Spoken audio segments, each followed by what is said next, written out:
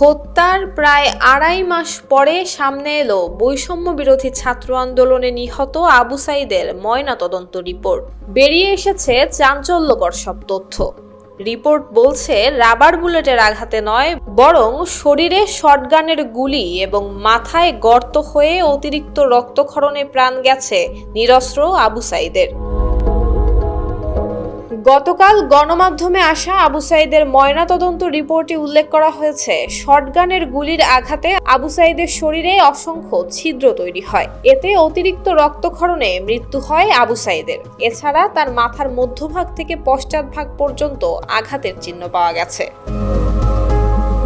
ওই দিনের ঘটনার বর্ণনায় বলা হয়েছে, আবু সাঈদের কানের উপরের দিকে এবং মাথার খুলিতে দৈর্ঘ্য ৩ ইঞ্চি এবং প্রস্থে ১.৫ ইঞ্চি আয়তনের গর্ত ছিল, যেখান থেকে রক্তক্ষরণ হয়েছে এবং রক্ত জমাট বাঁধা ছিল। এছাড়া বুক, পেট সহ শরীরের বিভিন্ন স্থানে অসংখ্য ছোট ছোট রাবার বুলেটের গর্ত ছিল, সেখান থেকেও প্রচুর রক্তক্ষরণ হয়েছে। মাথার আঘাত এবং শরীরের রক্তক্ষরণে মৃত্যু হয় আবু সাঈদের।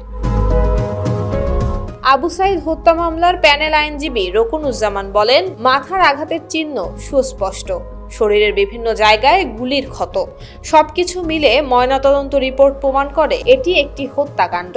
ফলে এই হত্যার সঙ্গে যারা জড়িত তারা কেউ ছাড়া পাবে না।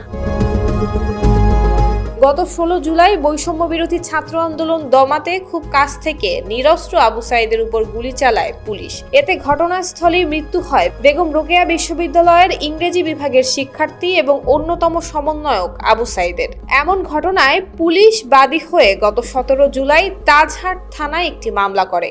পরবর্তীতে ১৮ আগস্ট ১০ পুলিশ সদস্য এবং বিশ্ববিদ্যালয়ের ২ শিক্ষক সহ ১৭ জনের নাম উল্লেখ করে হত্যা মামলা দায়ের করেন আবু সাঈদের বড় ভাই রমজান আলী। এ ঘটনায় অভিযুক্ত পুলিশ সদস্য এএসআই মোহাম্মদ আমির আলী এবং সুজন চন্দ্র রায়কে গ্রেফতার করে রংপুর মেট্রোপলিটন পুলিশ। পরবর্তীতে তাদের রংপুর জেলা পিবিআই এর কাছে হস্তান্তর করা হয়।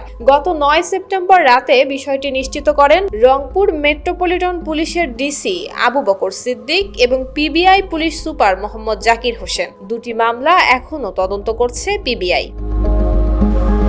কোটা সংস্কার আন্দোলন চলাকালে আবু সাঈদের মৃত্যু নাড়া দিয়েছিল গোটা দেশবাসীকে। দাবানলের মতো ছড়িয়ে পড়েছিল আন্দোলন।